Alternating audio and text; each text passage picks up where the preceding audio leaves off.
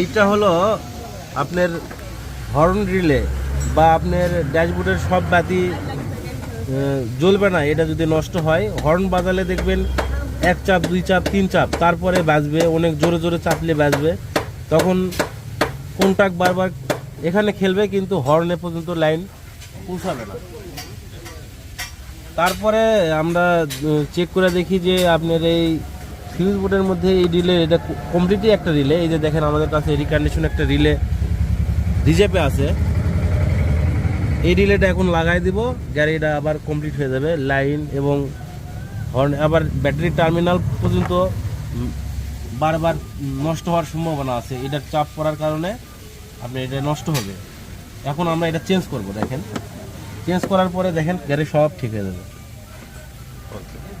A to Z এই যে আমরা খুলতেছি, দেখেন এটা কমপ্লিট একটা